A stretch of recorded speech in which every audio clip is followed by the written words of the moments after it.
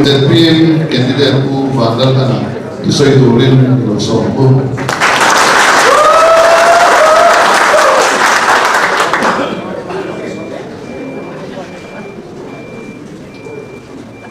Chairman le ke pro tu de samsung local form te le koina janina telanuna local te inama lo ke tu de injabai ko sewa sangasang da kan sewani sangi sombre tu than puya kan ai son no tuan ayo hianin ipuiten min thamtinga kalau me ma janina hi long tu kan soi doni pin ke mi sei lo tak mai ni biar kemana kan isungin Hindu rutin nanti Hindu rozom til te roti palkan ikya sutian te orang isuan ini ngai tam kedira bite ngsak ni turin done bokjawa tin in rozom te Hindu rozom te baru soi bea baru tiven isuan milfiat jeng sakura susun kan ilai sim nete kan ingkong ni nete siam cham ti karingani Ini presiden tetap mimpiya, opposition kan isungnya biarkan dipatok kecuali pensia. Opposition MLA nihian Assembly House semua, Sarkar anfin suatele, komiti sang-sang telde, ofisa biarkan sang-sang siam turahan dorverde, baki turah, afam lea. Pin Sarkar itu siam zongsongte, alungai koi mau fek lembok sirawa. Cubain asal siam turah malah di ahasa mama. Rekomendasi untuk lewat nanti kan bepuk Cina masih rotin lembok. Pasar satu poin rotan kan nanti bea, awal rotin lembok. Seski malah siam tak dia kimpan nabong, rotan dia kimpan nabong tekok lepok turin, buk sedur senjol kan bea, awal rotan siam kuitin nanti lembok. Hilya harus sih nama. Opposition MLA tahun area development fund nanti di akan kaya ya. Kelai later apa yang MOP insabnate kan ha. MCEP insabnate po ha kan ko ya. Bindu tam high school te, tam higher secondary school te, berpunyai te kanan pe ya. Bipol zau le ramri lui zau, buat itu te song ten. Motor kalau kita penganan naik teh, telepon terangin nanti. Motor kalau kita mencoba, when me hanbon ini kesesuaian dua orang itu boleh kita coba. Get association trang teh florist association terangin kan toko trying kerja. When me property house teh ko never section itu orang itu sangat mungkin atuan tu desi kan terjadi kerja. Dutlang letan ki aboro ka chate ma wangin ven kam tak tren an lopana in rote in letan in bengli nan lopara masona tur ala tam ne ma kinram thar te pechu ko thar ania bultan ala mai tak pe gewani akima ki tur tam le mai letan ki ba ko yan in kal poro bangi ase me ma pena yan te pato ka tan la so ania Later again futsal ground, ini besar tau mah. Later sampai kan mansoyan tadi mereka ingkeri itu pengai ini. Dan sultan futsal ground kan siapa? Dan karle office pun zelam, kan pun le pun tersiap siap. Dua setir kan kolej deh, anu ison soa. Dua san FEC kolej deh, besar alom deh. Asepe memang Roma na ferta nena kita ki kalpui amai ni ikan urun rentua katiang kecil untuk tas yang pakai selera mana pesab center agian atau renau ni kita turun upgrade di kecamatan Ketum Mugani dan turun lagi Greenwood Ates Ketum Hospital Ates mansoe nau ni maya subangin kotangin harsana antok di Malaysia Subcenter Afriana ne tidak turin kan laduan ni kan manifesto le polisi lakukan soi vema bizarkan presidente soi akan kan soi sah bete pokan itu lah masa surang koi loin mi dem man ani da roe ni a game so te me kan ti san zo Akian ni pe Mizoram hi adung mer sa ni awang mer sa ania tlang raman in asin sekop maya chan pe sai pel ko do bana apu zoma da angdia na so china katlang ko simle mar zongin akama luite ko simle mar ruang ani de bera India in scheduled tribe din min kwa noi so pani ver kan dia India in min so ma kan mo zong zong ni pon ba tanga kan la lu ani sama suppose ma kan imara ma cellular ten Mizoram arwan rela sama suppose ma kan dia tanga sama suppose sari kan iten kan district council kan ma asam baya sama suppose sari kan dia tanga sama suppose ure par ka UP kan dia boilai kan di pun tim lai ni masuk na akal telo sama suppose ure le par ka tang state ni sama suppose ure pasari tangin state sarkar kan lo ka mari budget dein masuk na turte Roma na siya min India sarkarin aron sumle kan kar ka china ni isol ramna le mo na kan nikap siya so kan mo per so masuk na ani masuk na kan mo per ni sama sa poso rie pasare jo ko indi sam di sum ni le patung ki sum tum le pasare bela dia tum som basari suma Mizoram kan din muni engeni in mun takin khir dara kan du hoen mun so na ma yen engeni kan thin sin hi kong kam ta kama so he hun suma yan sama sa boss of the basari tama samni som ni bathum ilkar yan MNF party le Congress party ani sarkar chok sak sakani Mizoram in ma kan son viawa kan lo viaw ni son a credit aka aloman kan pe tur chu MNF sarkar mo Congress sarkar ani ko na dia ama ro chu ma so na yan kan lo tin lo a chu to lo kan dia ni chuan MNF party le Congress party ko kha mo pul ko ni dia ku so thum le pasari chu ge tu ma di ko ro sarkar an si ma ba yan mo so na kan ti yan ile baran to de de kong pui sa siam de power siam chu de bi bui da sel na ngai to chung chang de zirta chale mi jin tin ta sel chu de thalai de kan na siam de ka ma so de na ken so ni de ni chu ma so de kin mun ne kan ni che de ki o de de na ki ta ya ele bara kan ni to de lo le ri ele bara kan ni to de thiem thie kan ra ma yan le le siam thai na hectare sang sari le sangi le zoruk le sumi pali kan ne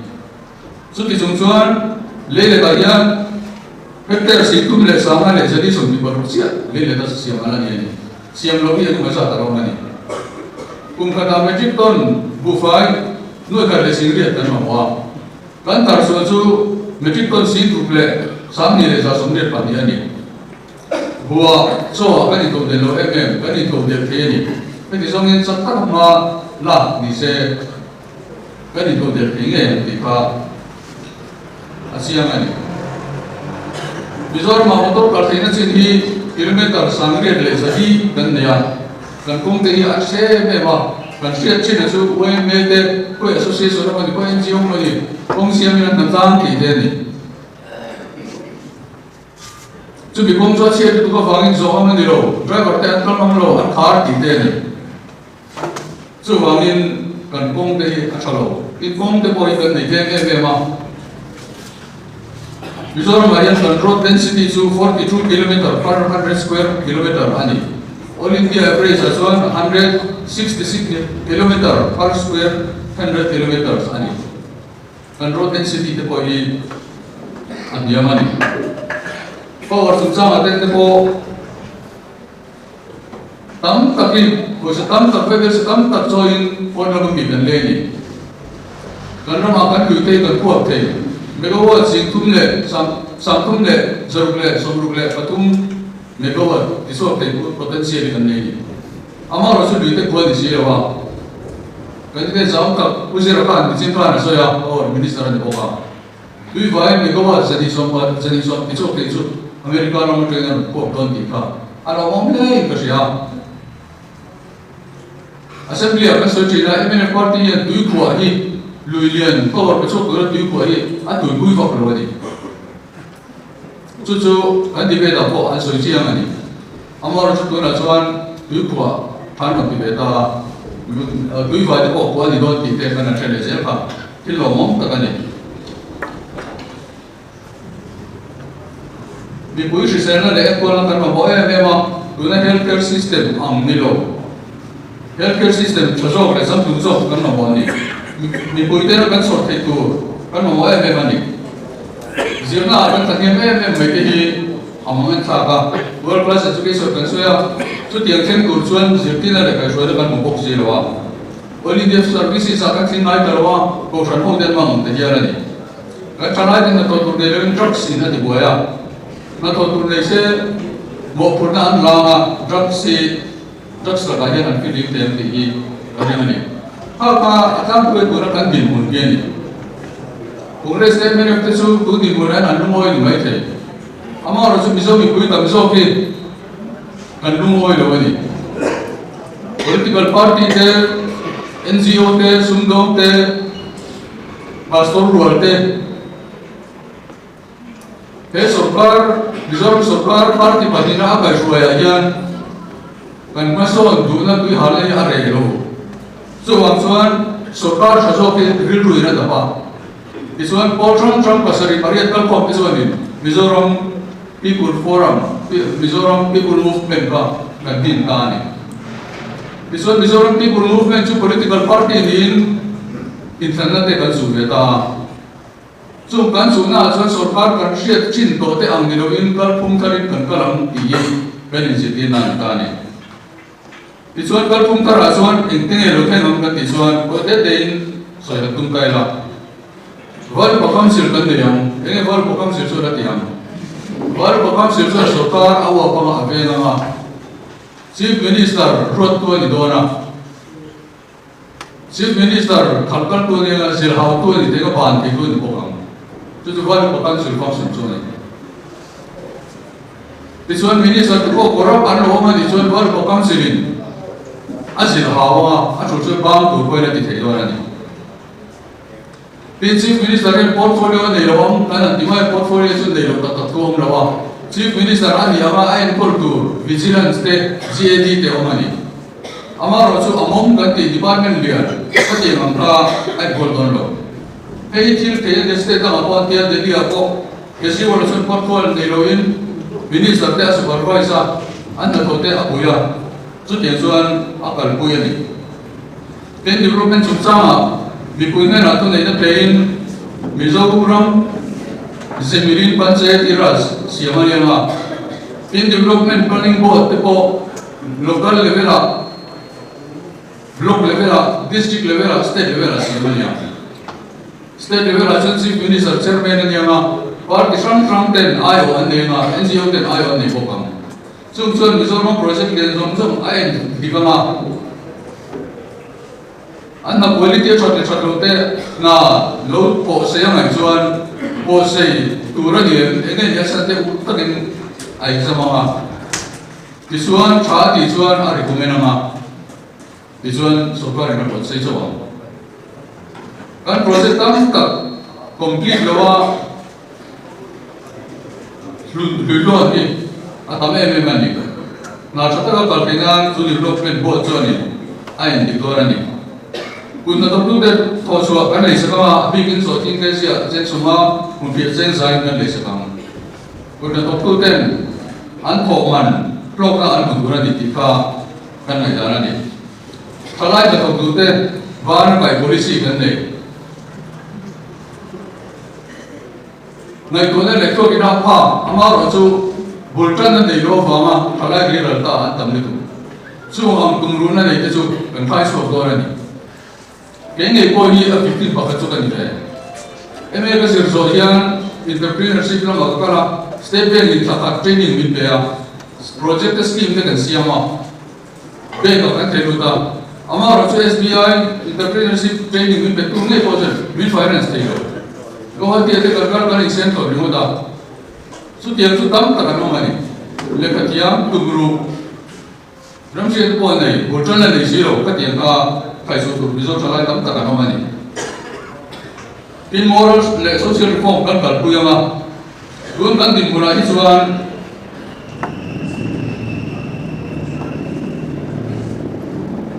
zurui po poisalo, drugs root po poisalo, sex mansur po poisalo, Western permissive culture ang dawin kan kian asyata. Ang wading ka LZPM ayan pastor te antel pastor te na an contribution ani. Western permissive culture zuzorte zuruite athiam ang dian ang na corruption po thiam ang de apom na. So na si India sa kanya na Western permissive society ang dian kan kalang tihikan lawan ni. Cuma kan kalau ada tujuan moral dan social reform kan kalau itu orang ni. Corruption control turin lo ayam ta kan ya. Amar rojo anto tur angin nato telo. Asan so investigation uing te prosecution uing te staff an ni lo. Cuma anto tur ang takin rangkai takin nato telo. Pengi nato te turin bantuan sekolah. Corruption ni misalnya maupun aduan di sini ni. Ada orang kau main pun anjua, enggak masuk ke tujuan tu corruption, enggak bisa mengikuti memang ber corruption. Tujuan slogan anak orang ni. So bangin politisi enten corruption ahyang makan cuai tu ni, corruption tu jumlah makan cuai tu ni, dia kan injil nani. So bangin kepo corrupt tilautorian ke tiama, zani apa yang corruption ke tidak loh di injil atau kuang le tu ni.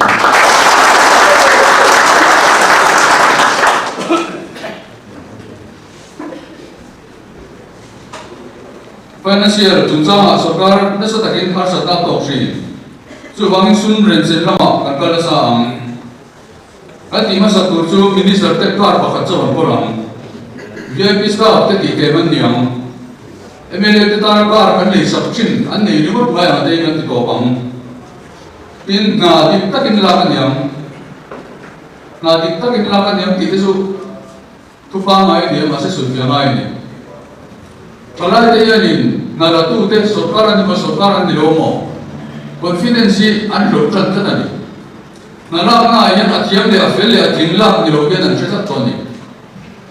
Jujur an mani rilu, an moral lah disia. Healthy competition ni awam lokal ni.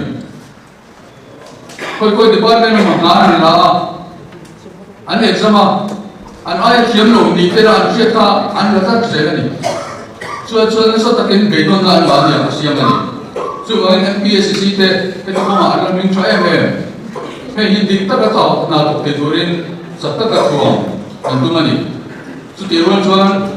Mizoram State Selection Board so kare na dina. Political appointment na bangin affair lo ang tihigan lawan ni. So ang tiko ang dependent ni. Yang atau perasaan kanram lelung hausat na bumal takai puran yang kanram ayan lelung hausat na tak kandai. So ang ju buruk taka edgol ang dona ni. Isuan atau perasaan November ni seri apa tak turun dia. Milo ko mai tu te indi. Kalau minta kita to binna kato idin siya. Nasa lezo na kato tenan buat submit ya. Buat mi pecah turin. Zabai pesom jauh dia. Kalau